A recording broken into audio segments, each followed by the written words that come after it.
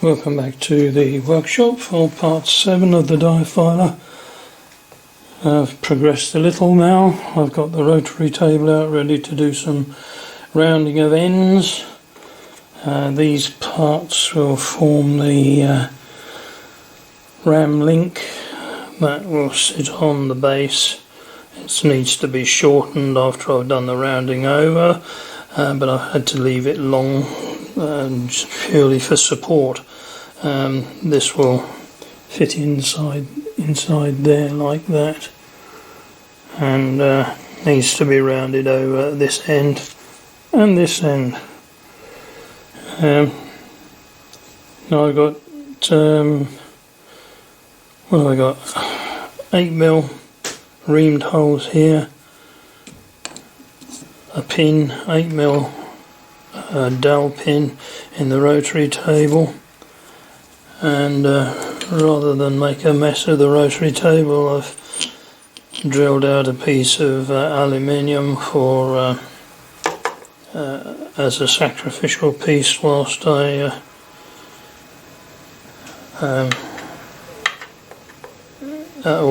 do the rounding over.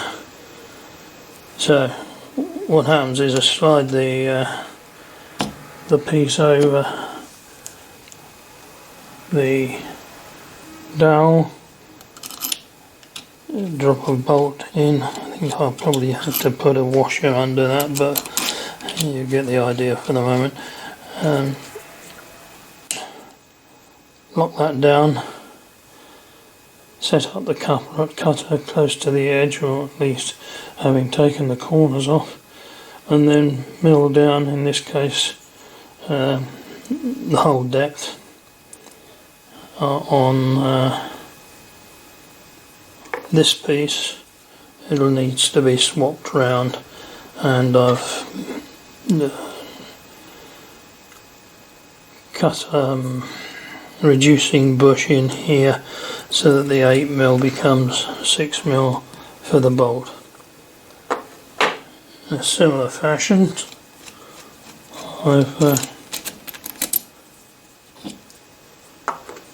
I shall mount the ram link itself.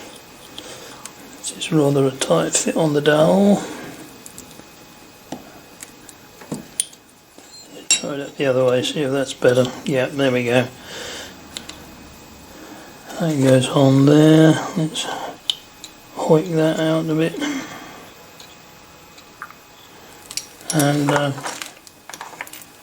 I've borrowed a clamp off the 3D router,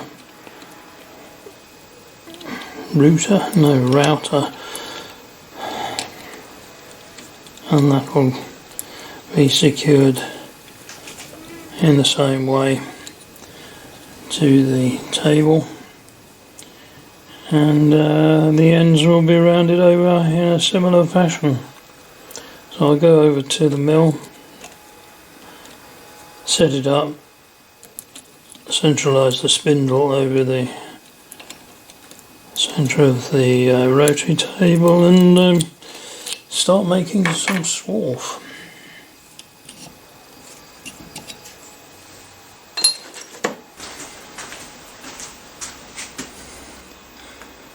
Right, I've moved over to the mill.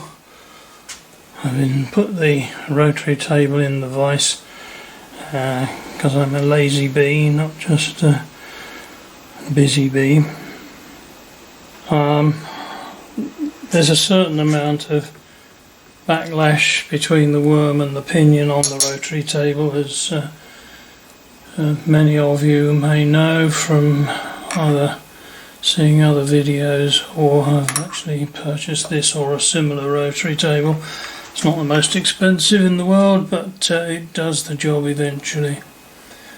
What I'm going to do is now bring the cutter down and run it up against the end so that I get the radius right.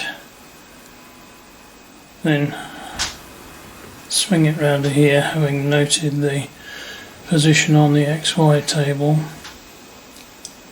Move it in, and take a cut, and we'll see what happens. Because of this backlash, I'm going to be conventionally milling all the time. I'm going to have to do one corner at a time, because when this swings round to the back here, it collides with the vertical slide. So it's going to be protracted for me. Luckily though, not for you, because I can edit all the rubbishy bits out. Anyway, come back when I got the mill turning, and we'll see what it turns out like.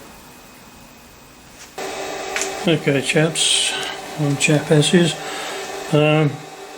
it's more than 24 hours since the last clip, and I've had a time to have a little think about this, and it became obvious that the round over at the end is not through 180 degrees.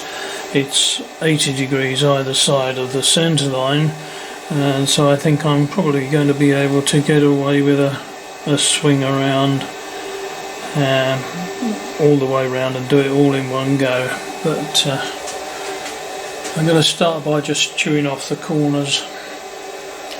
I'll start the machine up and then bring the knee up to just start cutting into the sacrificial piece of aluminium.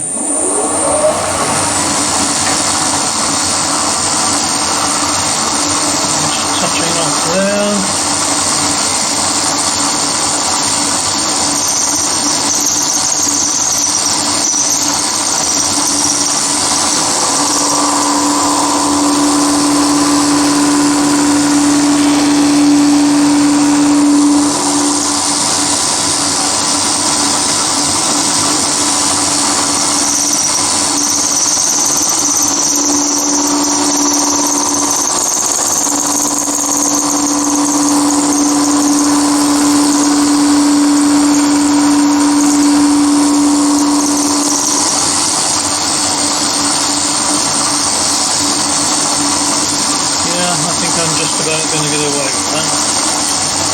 However, I don't like the way this 4-flute cutter is cutting the mild steel. I think I will swap it out for the roughing mill, and maybe for the last pass put a 4-flute cutter back in, just to make a decent job of it. So interrupt the video there whilst I change the cutter. Well, as hopefully you can see, I've swapped out the cutter for the roughing mill. Brought it down so that it's just cutting the sacrificial piece of aluminium, and we'll give this one another go. It's only got to come in another 2 mil in the extra action to come to the finishing size, according to my calculations at least. And that's after this cut. Right, here we go.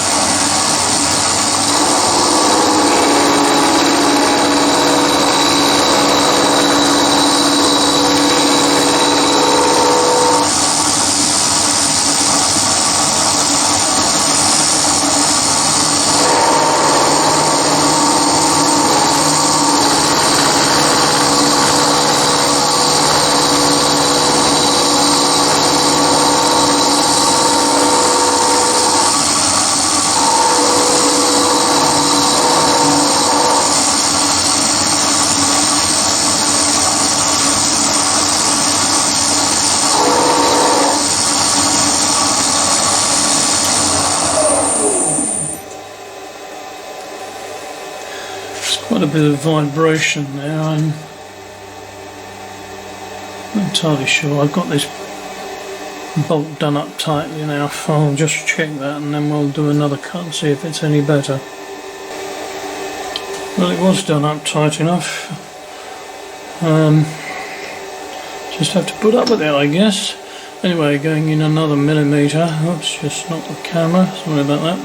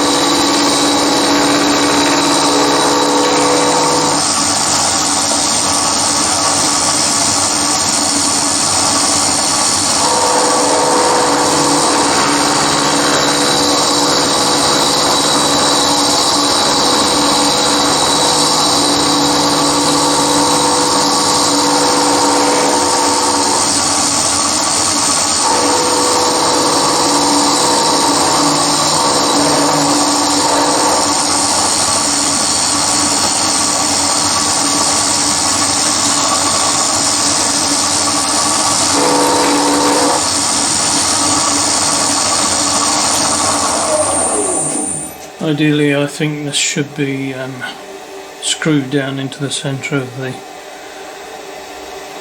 rotary table, but no way I can do that, unfortunately. Anyway, let's take a bit more off. I'm doing it in 1/2 mil stages, just to be on the safe side and try and reduce some of the chatter.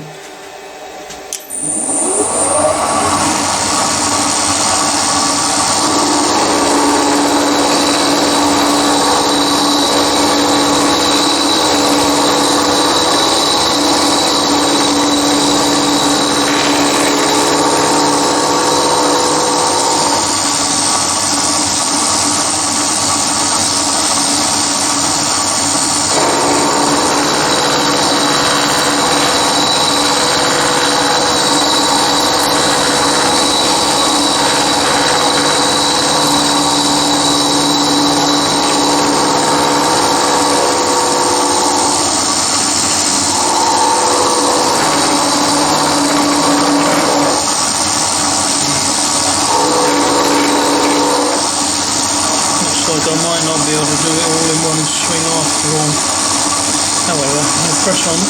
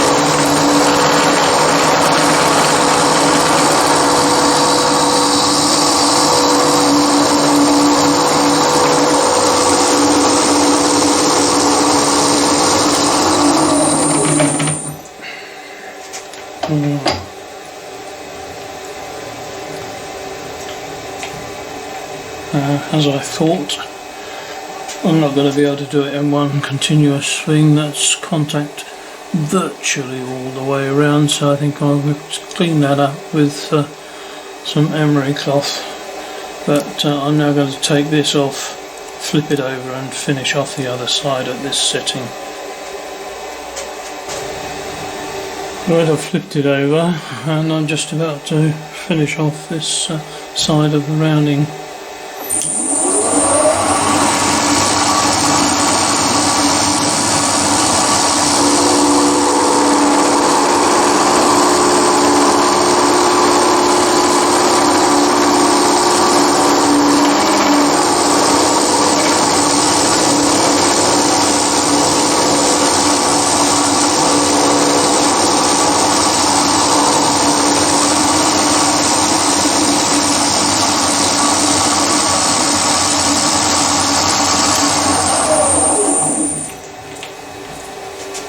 Alright, let's try whipping it off and see what we've ended up with.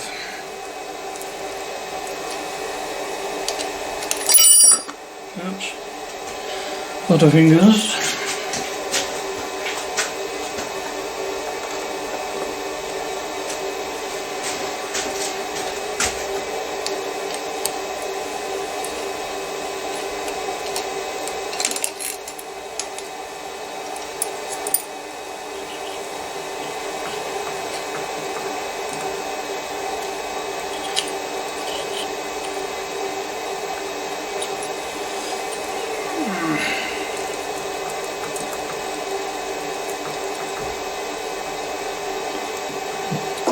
So far, it doesn't look too bad. Let's have a look what it looks like close up. It's not got a focus, is it?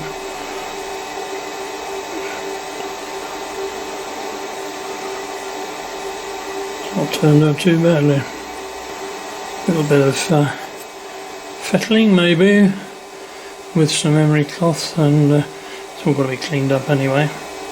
Yeah, okay, I'll do the other end. Here we are then, I've got both ends rounded over, and apart from a little going over with some emery cloth or whatever you call it, and deburring it all over, that's more or less done. I've still got to drill these holes out to 10mm.